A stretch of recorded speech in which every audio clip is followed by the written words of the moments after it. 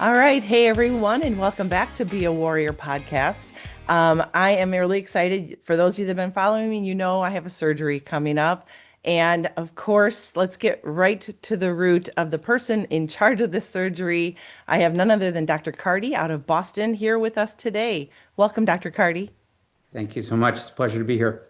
Yeah, lovely to have you. I know you're a busy guy, and I'm so grateful for the time. And we won't chew up a lot of your time, and my audience will be grateful because we try to keep it succinct. So, really quick, I like to get to know anybody that comes on my podcast. So, like a little bit about yourself and where you hail from and how you got into being a reconstructive plastic surgeon to if you ever have off time, what do you do for hobbies and activities in that off chance you have some time? Yeah, that's when I can. It's great. Yes, yes. My name is Matt. I'm 53. I grew up in New England. Like went to basically kind of school, like secondary school and college here, and then I worked in business for a couple of years before medical school, like the business side of healthcare, and lived in California, and then went to medical school in New York, and then came back for my residency training here in Boston, and have been back here ever since. I'm married. My wife is also a physician. She runs a healthcare internet startup company, and we have three children. What else? I'm a reconstructive plastic surgeon. A lot of times people don't know what that means. Mhm. Uh, that means that actually, people oftentimes equate plastic surgery in part because of the lay press with cosmetic surgery. Right. That's actually about 10% of what we do. We are the people that actually help put people back together a lot of times. We're not the only specialty that does that, but we are one of the only ones that operates pretty much anywhere on the body. So, if, for example, your hand cut off by a power saw, that might be a plastic surgeon that puts it back on. If you have head and neck cancer of some kind, that might burn, that might be us. My niche Mm. happens to be in reconstructive microsurgery. That means that I basically specialize in complex reconstruction, and I typically take care of two populations of people. I take care of women with breast cancer who have had mastectomies and then desire reconstruction of their breasts after that. Okay. And I take care of people with extremity injuries, both upper and lower extremity. That's my clinical sphere. How this became a research interest for me really evolved over a series of somewhat serendipitous events. When I came on, I started out building our limb transplant program. So the idea of somebody who Okay. had an amputation then could get a biological hand from a donor. Uh, Yeah. I started out building our program here in Boston, and then segued to basically just taking care of people with more routine everyday injuries because that happens unfortunately all the time with motorcycle accidents and car accidents and table saws and everything else. And then we had the marathon bombings happen here, Yeah. and we took care of over 40 of the victims Wow. of that incident here at our hospital at the Brigham. And that really segued into thinking about that there ought to be a better way to do amputation when amputation is necessary. And I imagine you'll ask me some questions about this, but this became a collaboration between me and Hugh Herr over at MIT, and we both kind of came at it from different angles, but wound up getting together and have a series of brainstorming sessions, and ultimately led to what we now are referring to as the AMI, Hmm. and incorporating basically novel advanced approaches to amputation, which is why I think I'm here today with you. Totally. It Yeah. is. And in the off chance you get some time down, what do you do? What do you like to do? I'm a big skier. I really like skiing. My season was cut a little bit short this year because for the first time ever, I had an injury. I fractured my ankle. That's But right. I'm a big skier. I'm learning how to surf. I'm not a very good surfer, but I really like it as a summer sport. I really like spending time with my family, so my Mhm. wife and kids. I'm So sure. I'm sure they appreciate that time too. yeah, when that is actually you have to make it possible. I was going to say when it's possible, but we just make Yeah, it no, possible. you have to make it possible. Yeah. Yeah. So I have a pretty rich life. I'm very lucky. Yeah. Well, and I know just based on that, like getting you on, I know can be so hard because you do get called away for emergency surgeries a lot, don't you? Like that's when you see some of those things that you do take care of. Yeah, Those yes are and the no. things that don't wait. I Yeah. mean, I don't want to hyperinflate this. We, within our specialty, we are each responsible for being what's called on call. That means when Hmm. emergencies come in, we are kind of the head person that fields those things. Yeah. My on-call responsibilities these days are largely limited to hand injuries. Oh, there are plenty of hand injuries, but the I'm sure. burden, my call burden is less than it used to be, which I'm very thankful for because it's completely disruptive to your life. I Uh, can imagine. but that being said, yeah, I mean, I do respond to emergencies and treat patients in acute scenarios. That happens less now than it used to, just as a function of seniority, but it is Yeah. still a part of what we do. All right. Well, good. Well, we are very happy to have you on. So, all right, we're going to start back and go back into my curiosity actually lies in how in the heck did you end up doing this work together, this collab really with Hugh for, and I guess even stepping back, talking about amputations, and I was intrigued by, I don't know if it was you or someone at MIT that said that amputation hasn't changed Hmm. Yeah, like very ever common. in the history of amputations, which sounds really grotesque because you think about all the olden days and how they did Yeah, dentistry and stuff. yeah. Um, So how, yeah, go how did ahead. that all come about and how did you then connect? I mean, did you have any connection with Hugh at all beforehand or what clicked? No, this seems like it was a master plan. Like this was all calculated. It didn't Yeah. evolve that way at all.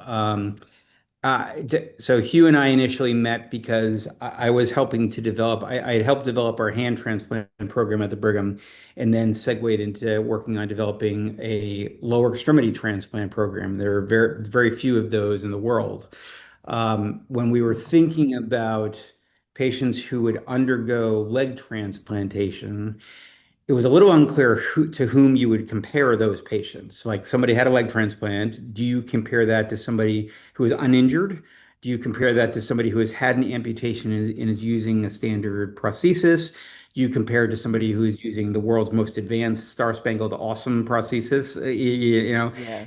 and so as we were thinking through that, who our comparator set would be, one of the things we're very lucky about in Boston is we have this incredible richness of um, expertise. Like there are just super smart people here that are working in various aspects of everything, including healthcare and including advanced bionics. And so when I started asking around, saying like, who would be the best person for us to talk to locally, to say, okay, if we were comparing somebody to the leg transplant to the most amazing technology that we have available, who would that person be? And so there was a kind of a resounding chorus of people who said, you got to go and talk to Hugh Herr. So Hugh and I set up a dinner and we started talking about this. And I said, would you be interested in collaborating on this transplantation program to act as a comparator data set, like a Yeah. Yeah. controlled set? And he said yes. But then, and then through the course of the conversation, we both started talking about the fact that we thought that amputation could be done better. At that point, Hugh was approaching it from a different perspective. He was thinking about various things about the way that we interact with nerves directly. I Yeah. was thinking about reconfiguring the way that we did amputation to make it better for transplantation. And actually, I kind of drew out on a napkin like what I was thinking about. And then through that led to a series of conversations where we said, you know what, like there really should be a better way of doing amputation just in Yeah. general, regardless of whether or not it's in preparation for transplantation or otherwise. Um, I had pulled in a couple of people on my side on the surgical end, and then Hugh pulled in a couple of people from his lab, and then ultimately it wound up paring down because people lose interest and whatever, and and Hmm. and so it wound up paring down to these weekly meetings where we would brainstorm things. And then ultimately, what it led to is this idea of what now is called the agonist antagonist myoneural interface. But it was based in this knowledge that we have all these amazing advances that have happened in surgery, and we have Hmm. all these amazing advances that have happened in technology. And what sometimes happens is that these things leapfrog one another. So, Yeah. like we have a really kick-ass way of doing an amputation, and Right. then but we don't have the technology available to take advantage of it. And then the Got it. technology becomes super amazing, but we can't control it with our current way of dealing with biology. Yeah. And so there's this very interesting tension. But for the most part, the surgical aspect of amputation has lagged way behind what technology has enabled, and even behind what is possible within the realm of other areas of surgery. And in part, that is due within surgical practice. Uh, Mm. Amputation is regarded as, for lack of a better term, kind of the, I'm going to say like the bastard stepchild. It's the thing that no one wants to do. Like Right, an exactly. amputation is a has been the way that I was trained. It was a surgical failure. It was that we had reached the end of what we could Yeah. offer in terms of therapeutic options, and we just were cutting bait. And it's why in training, like as we as trainees, as residents, it was always like the intern or the junior resident who got Mm. assigned to amputations because no one wanted to do them. They were not considered intellectually interesting. They were kind of depressing.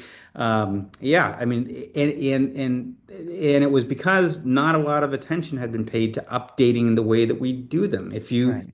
If you look at if I showed you a surgical atlas from the Civil War that showed how to do a baloney amputation, and I showed you an atlas from, reasonably recently, like within the Yeah. last couple of years, and put them side by side, you would be hard pressed to tell the difference between those two things. Oh, that's crazy. And that's 200 years plus of Yeah. evolution. But if you really like really pay attention, it hasn't really evolved that much for over 2,000 years. I mean, the advent of anesthesia and Oh, antibiotics right. Yeah. Thank certainly God. made it a lot better. But the surgical approach really hasn't evolved. And how many things can you think of that haven't evolved in 200 years? Like Yeah. almost nothing.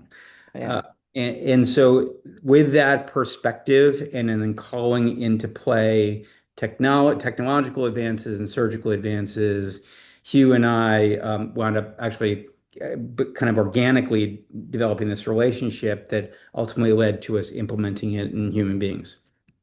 That is incredible. And I know from based on what I've been told, because I was there a couple years ago as a control group from the normal amputation control group, Mhm. working with what they were producing in the media lab at MIT, the Yeah, product, the prosthesis. yeah. And so I've had a lot of info before actually approaching you guys and or you approaching me on if I was a candidate, wanted to be a candidate, whatever.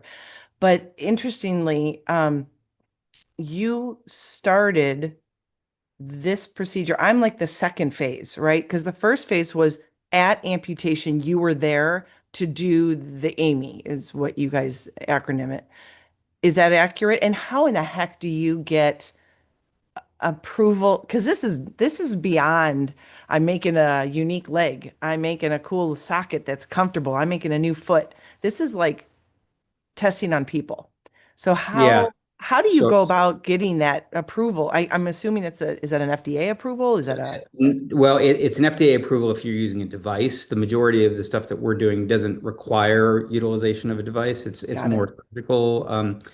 We've developed new approaches to surgical intervention. Got I it. hope your viewers actually understand that there is a very rigorous process That's where, what I want you to yeah, discuss. yes. Yes. So for those who are wondering, this is not the kind of thing we Yes. thought of it and then the next day we just did it in a human being. Right. That's So there is a process. So the steps we went through with this was an initial brainstorming series of brainstorming sessions. So literally like sitting in a room on a blackboard, drawing stuff, kind of throwing out ideas out. I actually still mm, have some of my notes from those initial wow. interchanges, and then kind of just wacky ideas one after the other. Ultimately, what happens is you pare down to what seems like a reasonable set or subset Mhm. of ideas that are ways you come up with the idea, you come up ways in order to operationalize the idea. Right. And then you move into a lab setting, and then typically what happens is you start out with animal models. So Mhm. we had worked on rabbits. Well, actually, we started out with rats, then rabbits, then ferrets, then then goats. I think that was the order that we went in. So you basically start small and then gradually scale up. Yeah. And the idea behind that is that at each successive stage, you are trying to test whether or not what your idea is, whether it is safe and whether it works. And Got it. you can do a lot of that foundational work in animals, but at some point you have to transition to humans Mhm. because with regards to what we're working on, which I'll explain in a second, Yeah. a lot of it's perception. So what does it feel like? How do Mhm. how do patients perceive their residual limb, their phantom limb, and all these things? And you can't really ask an animal those types of Mm. questions. Right. So we went from conception to animal trials to trying it on cadavers so basically on human bodies, Yeah. people that had donated their bodies to science to Yep. enable us to figure out how we would configure these things in a human model. And Interesting.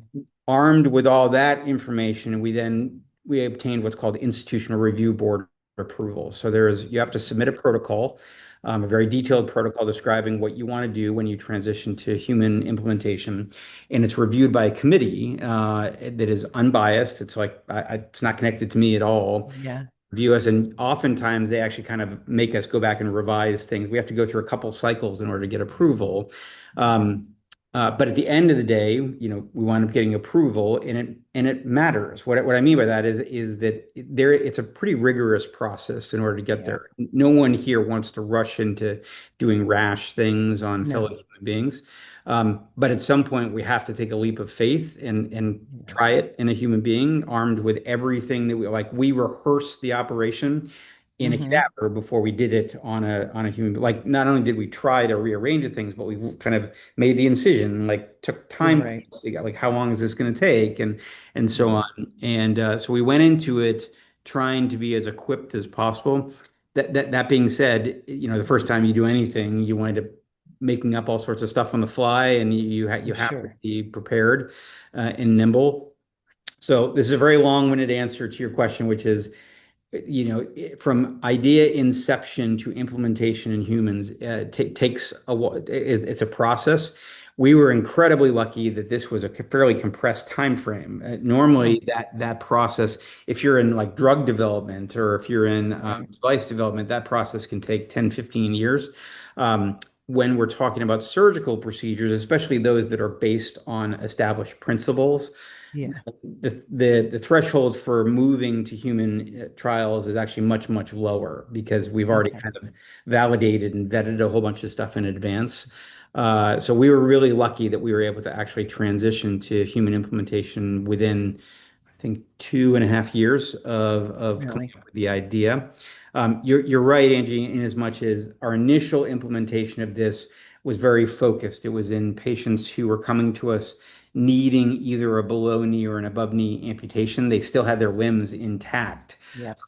So that was our first protocol. Our second protocol was applying that in a similar fashion to patients with upper extremity Okay. amputation requirements. You will be part of the third iteration of this, which is what happens when patients have already had standard amputations, and can we then go back and basically convert them into one of these more advanced scenarios? Yeah. So you're a member of kind of as you said, our third Yeah. cohort, if you will. Okay. Yeah. We actually now have multiple cohorts working on different aspects of all of this, but you're part of the Yeah. third. All right. Excellent. And so when did this all start? Like what year did you actually get to, well, no, let me start back. When did you actually start brainstorming? When was Yeah. the So, idea starting to so pop? I always misremember this a little bit because it's actually it's hard it's hard to believe it's been over 10 years that we've been doing this. Yeah. I work backwards. The first human implementation, the first operation we did on a live human being was in 2016. Okay. We started around 2013. So yeah, it was Okay. about 2.5, 3 years before. Yeah. So it's, for those people listening that most of them haven't heard of it, um, this is not something that just started happening like last year. This has been ongoing and perfected and worked through. And I've heard some great things about you from some of the students at MIT who said he could do it with his eyes closed. I'm like, well, I hope he doesn't. Just keep them open. Just stay focused, but I'm glad to know you could do it with your eyes closed. That makes me feel better. So, what is the Amy and how is it different now for me versus someone coming in with their limb? Yeah. So let me give a little bit of context if that's okay first. Yeah. So part of the reason why there hasn't been, I would argue, in my opinion, let me frame it that way. In my opinion, part of the reason why there hasn't been a ongoing evolution with regards to how we manage amputation is because what we have asked of a residual limb hasn't changed for a pretty long time. In other words, when somebody undergoes an amputation, what we what we demanded as a Mhm. profession, and frankly, what our patients typically demanded, was fairly modest. We wanted basically something that was closed. We didn't want an open wound, Right. and we wanted a residual limb. And for those who aren't familiar with the terminology, residual limb is a much more appropriate term than stump, but it refers to the idea that this limb that was Yeah. formerly fully intact now is shorter. Yes. Yeah. That's the term that we use for residual limb. Or that is the term that we use, which is residual limb. So we wanted a residual limb that didn't have a chronic wound and was adequately padded and stable to ideally fit some kind of a prosthesis, whether that's a Mhm. socket-based Yeah. prosthesis or you strapped a tree branch to it, in earlier phases. But Pirates. like Yeah. there's a broad range in terms of what types of prostheses people utilize. But in order to get into one, it was fairly simplistic what was required Yeah. in a residual limb. So those two things, basically having a stable closed wound and having adequate padding, have no longer become the benchmarks exclusively against which we Mhm. judge good residual limbs. Now we have the additional challenges of ideally providing something that is able to interface and control technology. Um, Mhm. Ideally, be able to provide some degree of intuitive sensation again. Yeah. Again, ideally in conjunction with technology. And the last is to provide a sense of what's referred to as proprioception, which is a sense of where the limb is in space without having to look at it. So proprioception is really a sixth sense in the truest word. I'm not being hyperbolic here. Yeah. It is the idea like I have a camera right now, but I have my hand behind my head. If I didn't have this camera on, I could tell you with high precision where my hand is exactly, and I Yeah. could probably catch a ball without having to look at my hand because my body knows where it is. Yeah. Proprioception is also why we can walk or dance or run without having Mhm. to look at our feet all the time. So it is Yeah. so baked into the substance of what we are as a species that we do not notice that it is like there. It's just part of who we Yeah. are. What we do notice, however, is when it is aberrant, when it is disturbed in some way. Mhm. But in order to understand that, I'm going to just give kind of a very, very brief lesson in terms of how proprioception works. Yeah. So Perfect. proprioception comes from the dynamic interplay of our peripheral nervous system, in other words, the nerves and muscles and so on, with our central nervous system, with our brain, and what's called a closed loop communication. The way that that communication is initiated typically is by the action of what are referred to as agonist-antagonist muscle pairs as we move joints in our body. So if I'm going to demonstrate this right now. So when I hold my forearm up and I cock my wrist up, right? Yep. If and Angie, if you do this right now, I can demonstrate it to you right now as well. But as you cock up your wrist, what you'll Yep. feel That muscles muscle. on this side of your forearm that Hmm. are pulling your wrist up Yep. into a hyperextended position, right? But Yep. you'll also notice you'll feel muscles on this side stretching at the same time. You feel Yep. that, right? Yep. Yep. So you can relax your arm. So the that agon so that's this is an agonist. This is the muscle that's actually pulling the joint into the position that we want, and this is the antagonist. This is the muscle that exists on the other side as its natural counter. Right. Every joint that we have in our body, for the most part, has an agonist antagonist, and sometimes there's more than one muscle on either or both sides of that. So Right. sometimes it's just one versus one, sometimes it's a more complicated interaction. But when Hmm. we do these motions, it activates very specialized receptors in each of these muscles. Some that respond to contraction, some that respond to shortening, and some that respond Yeah. to stretch. And Right. those receptors then trigger nerve loops in our body that tell our brain where our joint is in space. Right.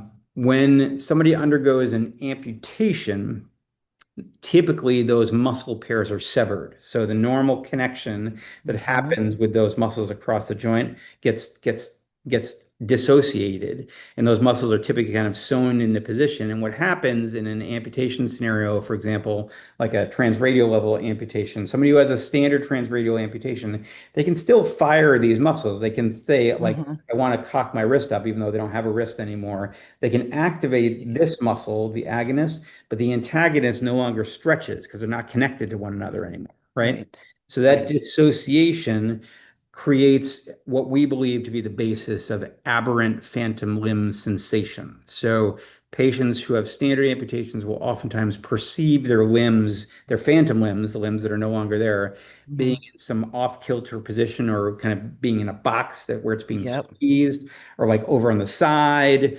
Kind of a rudimentary version of this for those who haven't had amputations is Right. if you fall asleep on your arm and your arm goes to sleep, Yep. think about how disembodied that hand feels, at least Yep. temporarily. It feels like it's this big, and it feels like it's like over on the side, Right. whatever the case may be. Or Exactly. sometimes you don't feel it at all. It's just completely gone. Uh, Right. and so standard amputations disrupt the normal proprioceptive pathways that Mhm. exist in an intact limb. The AMI is basically a way of restoring those relationships in the way that Got it. and again, AMI stands for agonist antagonist myoneural interface. And the idea is that at the time of amputation, or in your case, afterwards, Okay. we go into the limb architecture and restore these paired relationships between given natural agonist and antagonist, and essentially create these little pulleys within the limb itself Okay. that emulate the normal muscle interactions that occur across joints that are now gone, that were in the limb that was amputated and now exist only in our Right. mind, essentially. Um, Exactly. and so the AMI is essentially us using the body's native architecture to our advantage to make the body and brain think that a limb still exists in space. And so our patients, ideally, once they undergo these operations and once they've healed, when they trigger these muscles within their residual Hmm. limb, they perceive their hand still being there or their ankle still being there and it moving in space the way that they intended to move. Um, Interesting. that's the benefit of that when we talk to patients about, why would you undergo this operation that involves Right. ED construction? The way that we frame it is that there are short-term and long-term potential benefits of this over Okay. what would be achievable in a standard amputation. Okay. So the short-term benefits include um, the uh, the creation of a functional feeling phantom limb, not phantom pain, but Okay. phantom limb, a limb that is present in space where it's supposed to be relative to the other side, assuming the other side is intact. Yeah. When patients trigger their muscles, they feel like their phantom is moving through the full arc of motion that they have, and they Yeah. actually experience that phantom as being superimposed in space over whatever prosthesis they're wearing. So even if they don't have fancy technology in the setting of a lower limb amputation, they don their leg, Yeah. their prosthesis, they perceive their phantom over that Okay. prosthesis exactly mapped to where it's supposed to be. Yeah. When they move around, they have increased confidence Yeah. Oh, in the prosthesis right where their okay. prosthesis is. Yeah. So that's one of the short-term advantages. The second is that it appears as though AMI construction is also associated with diminished pain compared to patients who undergo certainly standard amputations, but even patients who undergo advanced amputations that involve special treatment of nerves through Yeah. techniques like targeted muscle reinnervation or Right. RPNI construction. Hmm. AMI construction seems to provide levels of pain relief even above TMR and RPNI. The third thing that AME construction appears to do is to mitigate against atrophy or shrinkage of the residual limb over time. This is a real problem for amputees because if you are not using the musculature in your leg in a way that recapitulates normal physiology, then Right. those muscles shrink and your residual limb will tend to get smaller over time. And this leads to requirements to undergo multiple refittings of sockets and so Yes. on, and potentially have wounds that break down. So it can be a real problem for patients over time. And Mhm. AME construction, because again, it involves activation of these muscles unconsciously all the time that Mhm. patients normally use with an intact limb, seems to protect patients to a significant degree against atrophy. So those are short-term benefits. The long-term benefits of AME construction are, is referenced by, I mean, you went into the lab, you saw Yeah. Hugh Yeah. developing prosthetic technology that's capable of It's hooking incredible. up to AMEs, if you will. Yeah. And when we couple AME construction with technology that's able to pick up the motion of these constructs and transmit it into intent and motion, it's Mhm. it's like a total game changer. Like what patients can do then is far surpasses what we've seen in standard with standard technology. And even patients who have standard amputations who use this technology can't use it the same way that patients can who undergo the AMI operations. Right. So it's designed to be an operation that is synergistic with specific technology. The technology, however, isn't available commercially, so it's still being Right. developed in the lab. The hope is that within 10, 15 years, patients who are undergone our operations are able to have access to this technology, and they are going to be able to use it way better than patients who have standard amputations. That was Yeah. a very long answer to your question. I'm sorry. No, that's great. And actually, I'm like looking at my questions. I'm like, he answered it. He answered it. He answered it. So we're gonna have to unpack some of that.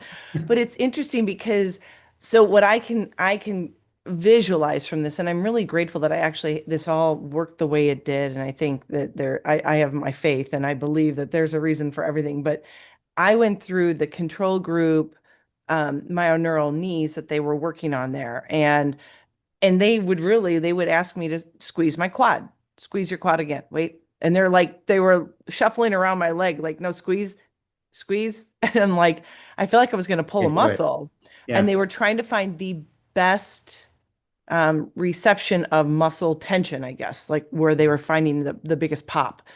And then they'd put the little electrodes there. And then the same with the hamstring or whatever. Yeah.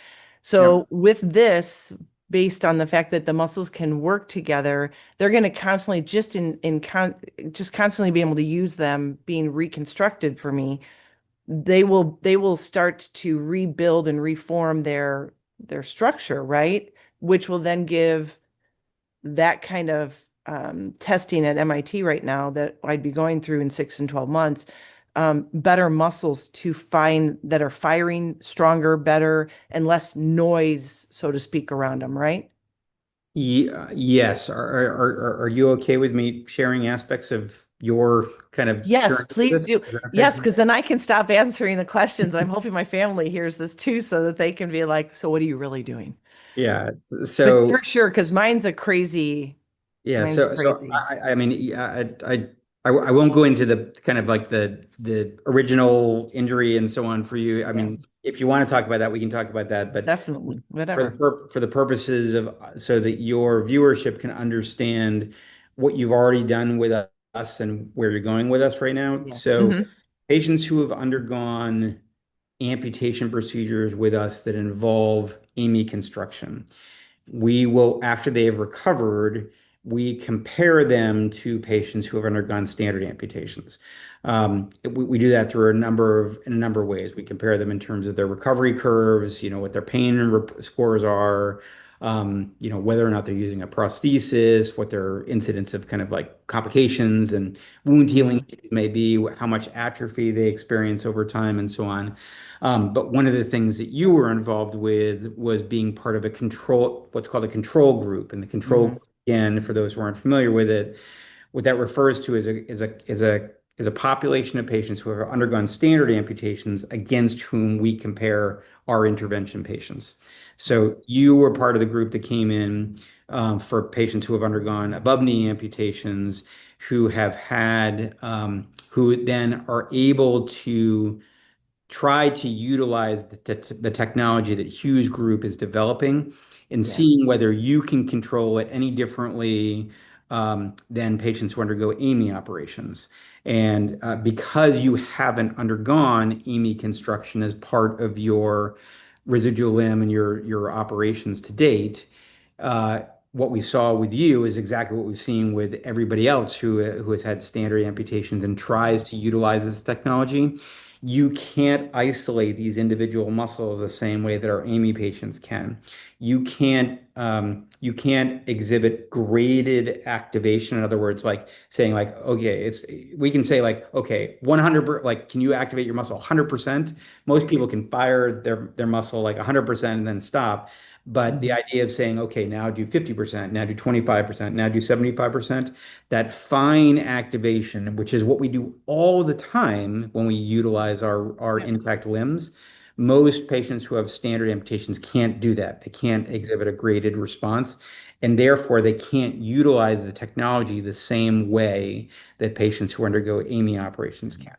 So you initially came to us under the Mhm. umbrella of this control group. It was tough. And then because we are so charming, we talked you in saying like I'm back. we think we can turn you into an EMI patient by Yeah. going in and reopening your limb and essentially working with what we've got and reconfiguring the muscles that still exist in your residual limb, but creating these pairs.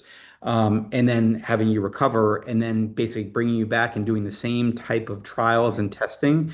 The expectation is that Angie, you're going to be way better at doing this stuff Yeah. after this operation than you were beforehand.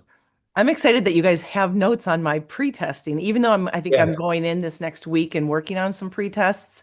yeah, There is stuff from Tony's project and working on that with Tony 2 years ago that I know that I mean, there's always developments. I go in and I'll visit with John over at the lab and he'll tell me what's new, what he's created, thanks. what he's updated. And, it's constantly revising, like you did with just thinking through the procedure itself, Yeah, right? It's yeah, constant keep on evolution. evolving.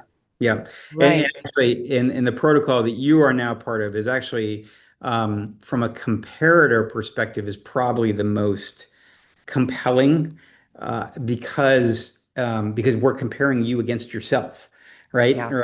Right. Like you are other when we go through intervention and control population matching, we have to kind of ideally we would have every patient undergo a standard operation, go back in time, and then And then undergo have a different duty. intervention, and then compare them to themselves because then we control for everything else. We control for age, Yeah. we control for sex, gender, we control for Right. every criteria is controlled for with the exception of the operation and the intervention. Yeah. With you, you are part of a protocol now where we don't have to like we can essentially do that. We're not going back in time, but we were essentially comparing you to your prior self. Um, Yeah. and that is actually really, really compelling because you know what it's like to have a standard amputation. Hmm. And I am as interested in anybody else to see how you feel about undergoing an AMI operation. Most Yeah. most of our other patients who undergo acute interventions, they haven't had an amputation before, so they are recovering from an amputation That's so at the true. same time as they're recovering from AMI construction. Like they've never experienced any of this before. Yeah. You've already been to the circus, and Yeah. we, in some ways, from a scientific perspective, you are like the cleanest type of comparison we can do Yeah. because again, we're comparing you to yourself. Yeah. Yeah, I am. I'm really excited about that. That I said it had to take an act of God for me to really want to reopen. I mean, that's the big Of course. concern, right? Yeah. Like, I mean, I talk to a lot of amputees. I talk to a lot of women amputees because apples to apples, right? I'm going to be different than a man amputee, but I'm actually very different from any other woman amputee above knee, Right. just like me, same side and everything. We're going to be different. Our experiences are different. Our pain's different. But, like I said, took an act of God to say, yeah, well, let's do it. You're going to be opening me up anyways. Let's do the whole kit and caboodle. Let's do it. I'm very interested in the science of it. I'm excited about getting a chance to try this. I have my nervousness of, oh, pain again. I don't want to go Yeah, through healing and quite frankly, I'm too type A that 7 weeks out of my leg is actually the thing that's threatening me the most. by the most. Because I move too fast on crutches, like too fast. Sometimes my body gets ahead of the crutches or the dogs get in front of the crutches. So there is that aspect, but I'm very, very excited about coming in. I have to say that now that I know the foreign object that's left in my leg is going to Yeah, come out, I feel that pain every day and it triggers, I know what it is. At least now I can understand it. Uh, yeah, because absolutely. that's been maddening for 6 years. Yeah. And just kind of elaborating on this a little bit, I hope I know that you understand this because we've had prolonged conversations, but Exactly. just so your viewership understands that we don't jump into this headlong without being thoughtful about it. You and I Yes. had multiple conversations about saying like essentially saying, listen, the last thing I want to do is somehow make you worse. And Definitely.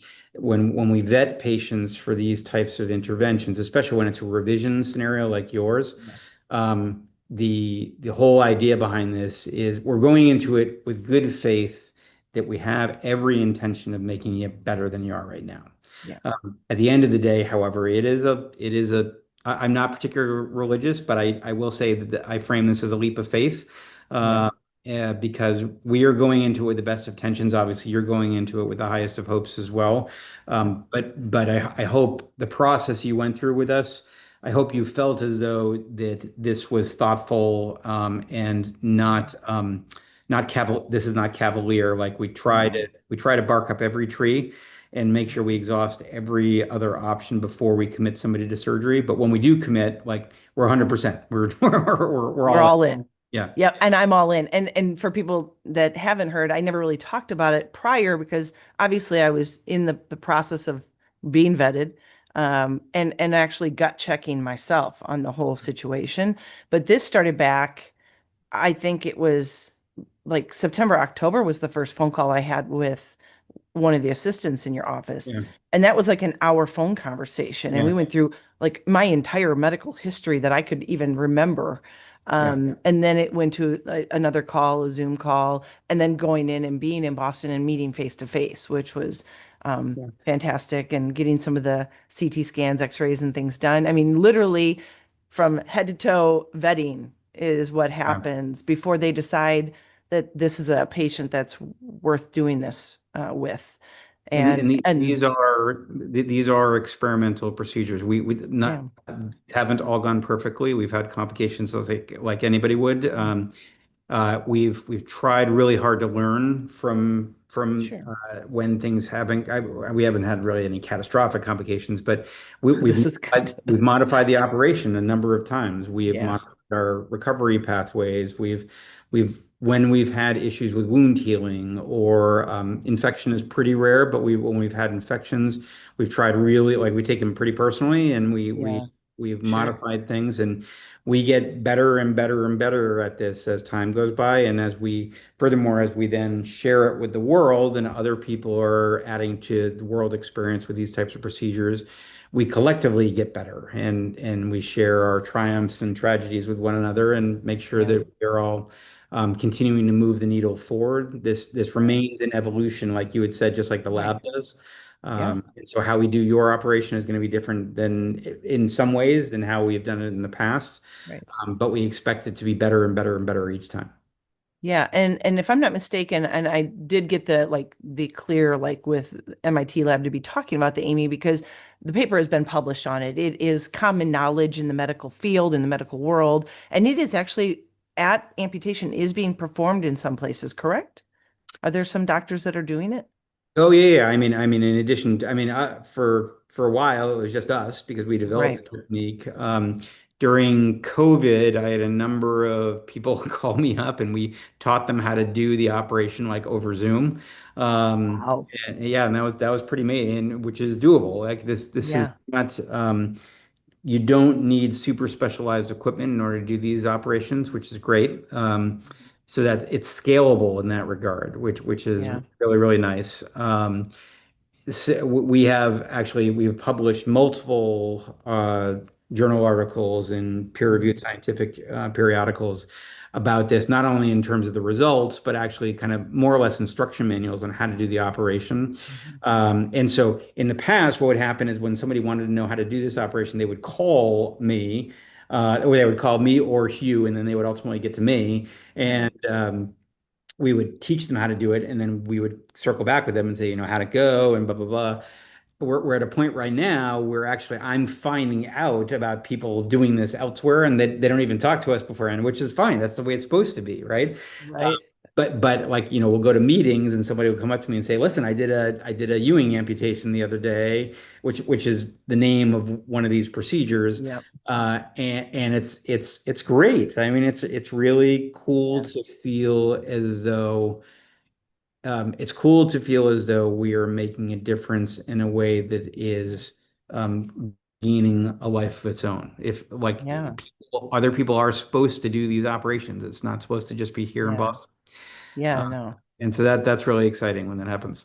Yeah. All right. So I guess I would maybe wrap up with the fact is like, I'm coming in there. I can't wait. I have no idea how to pack for this trip. You guys are like getting colder and we're like 100. So my brain isn't functioning and then I'll be cold sitting around doing not much. So I'm trying to pack, but that's another whole other ordeal. But it all said and done, next Friday when I'm in there on the 20th, have my surgery. To you, in your eyes, what does success look like for me on this? What would you Well, like to see? What is the highest outcome on doing a revision Amy on me, a revision amputation on me? the success is I want to see you doing everything you do now better. So Okay. that, Well, that's that the there's a lot there. I know, and you do so much, so I'm a little Yeah. nervous about saying that. Don't be. I've already taken the challenge. I'm so stoked. I have three big brothers that have always pushed me hard, so I know how to take up a challenge. I mean, in all seriousness, I mean, our number one priority is keeping you safe. So I want you to have a Yeah. safe operation that it like goes off without a hitch. That's setting the bar pretty low, but that's our of course our Baseline. that's our baseline concern with you coming in. Yep. Beyond that, what do we want? I want you to have no pain, like Yep. ideally ever again. I want you to have a limb that is capable of making you feel as though you still have a phantom limb that's in place that you experience as being projected over your prosthesis and gives you confidence in doing stuff uh, Mhm. and gives you augmented feedback and enables you to more reliably go over uneven ground and things like that. And all the activities you do, skiing, surf, like all the stuff that you do, Yeah. it just augments your ability to do those things. Yeah. And the last is I want to help set a foundation for you that ultimately leads to you becoming a bionic human being. Like when the advanced technology that Hugh and others are working on becomes commercially available, Yeah. I want you to use it so much that you break it and then use it again, right? Yeah.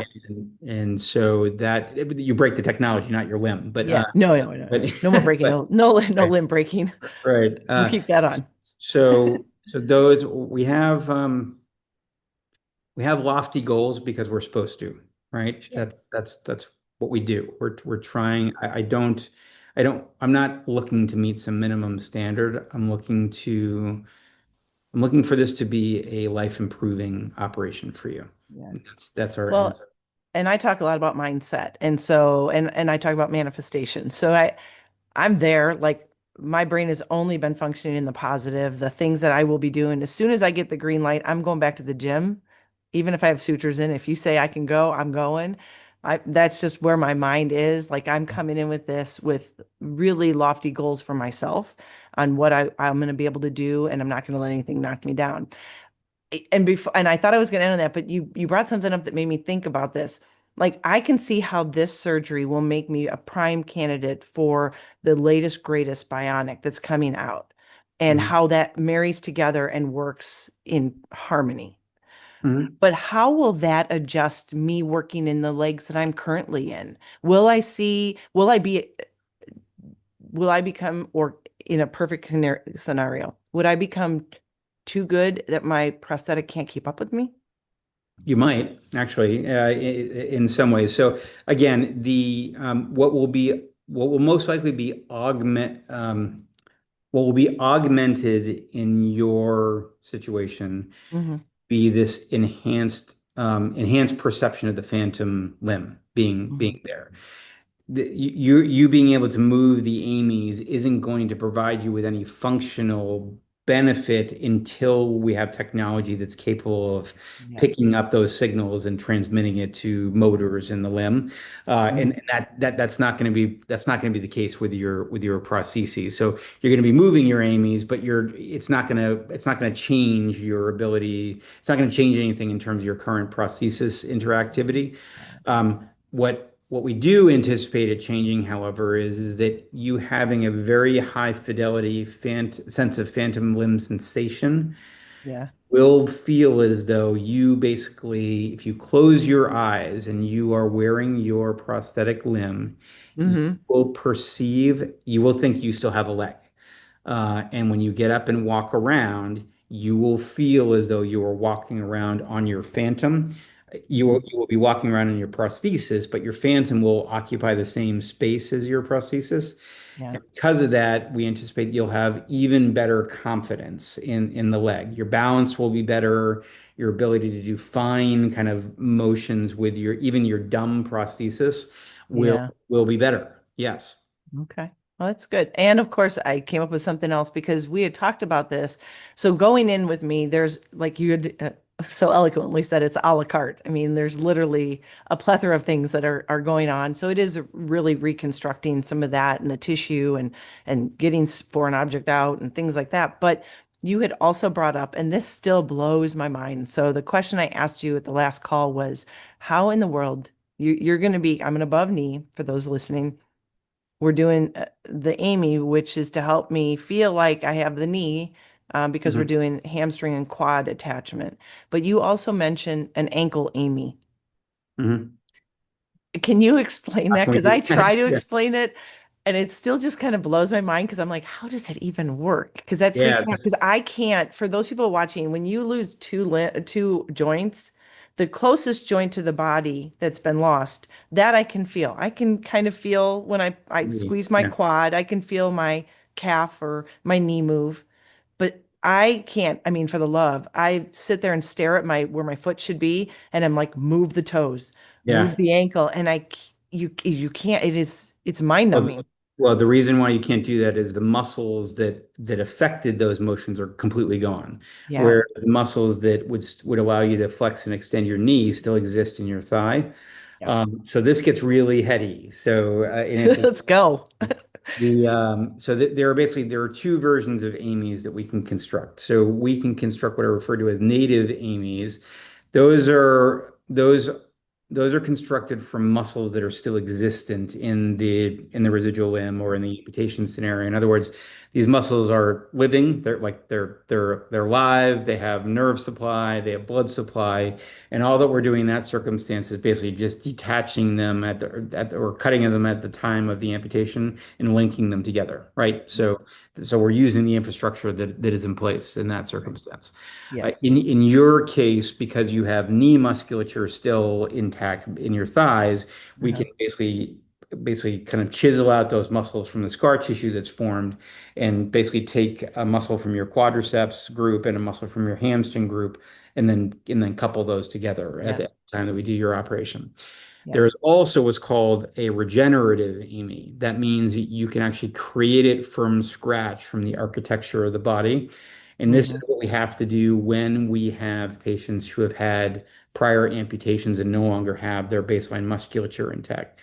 So the easiest way to think about this is that the basically our nerve tree, our peripheral nervous system, Hmm. is essentially an advanced electrical system. You can think about it like you're thinking about wiring. So the wires that exist to control your ankle and your toes and Mhm. so on, those wires still are still present in your residual limb. They have just been cut at a high level. Mhm. And at the time you had your amputation and revisions, the what's called your sciatic nerve, which runs out of your spinal column, Mhm. basically through your buttock and then down the backside of your leg, Mhm. that contains within it all the fibers that ultimately provided innervation to your calf muscle and your shin muscle and so on. Okay. So that electrical system still exists, is still intact. It's just not hooked up to anything right now. So it's almost like think about like you unplugged everything. So the appliance Mhm. doesn't exist anymore, but the plug is still there, right? Got it. So what we can do is we have the ability to basically redirect those nerve fibers and embed them in muscle Mhm. for a variety. There are a couple different techniques we can use that, and that muscle can inherit the function that those nerves used to provide. So we basically take these nerve fibers that are now basically have been cut.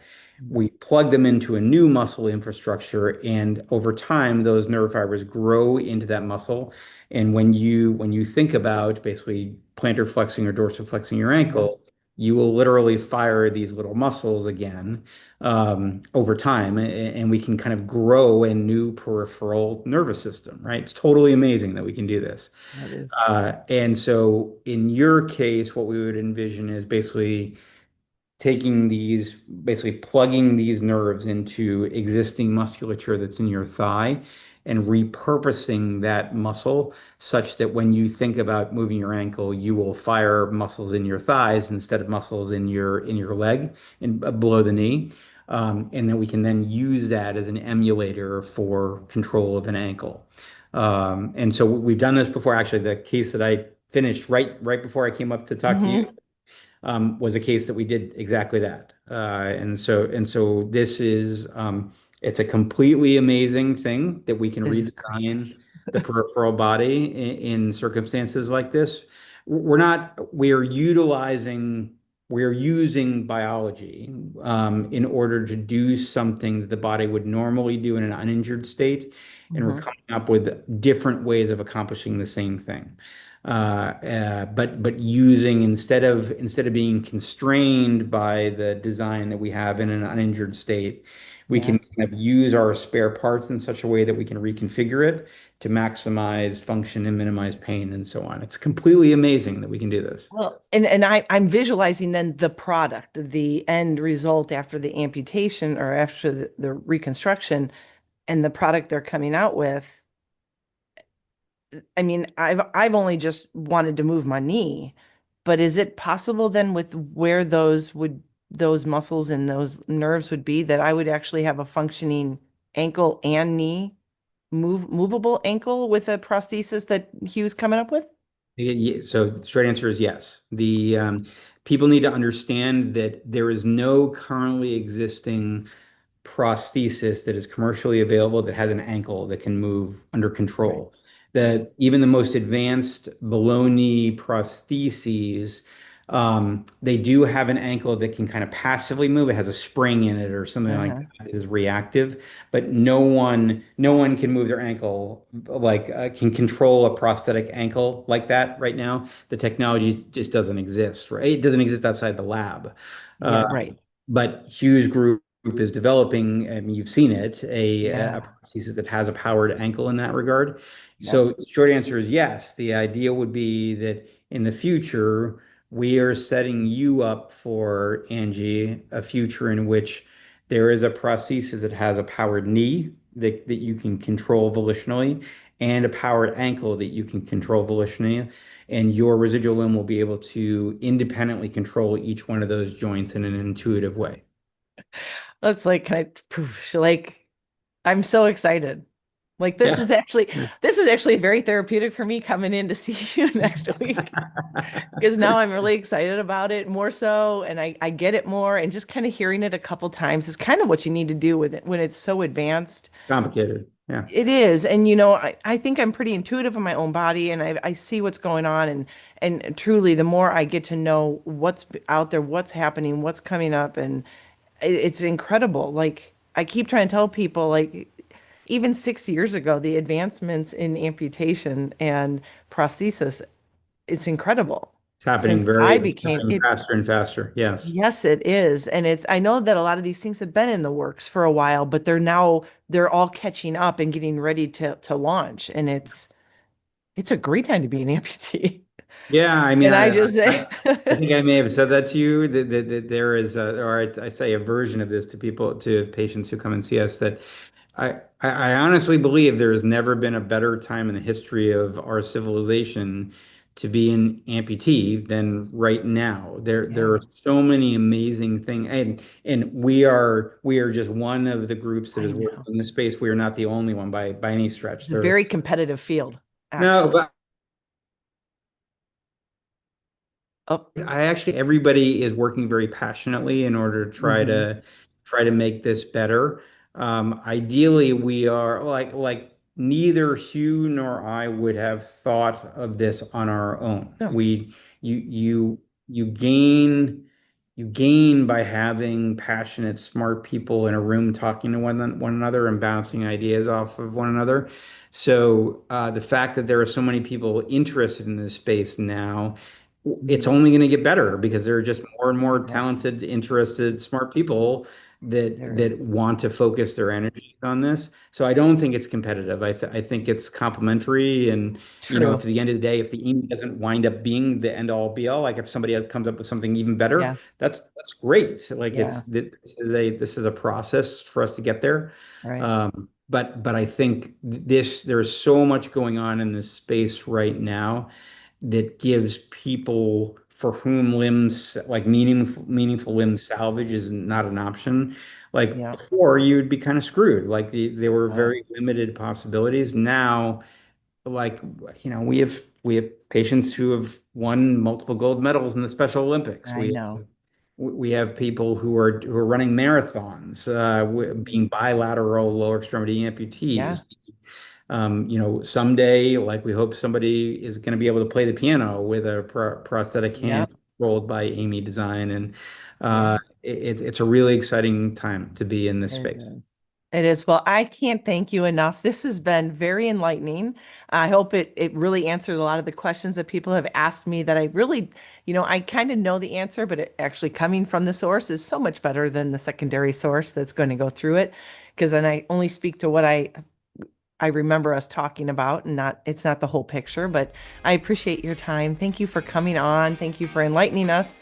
And thank you for making me feel more excited about what I'm coming into. My pleasure, Yeah, it's been a great time, and I look forward to seeing you this next week. as do I.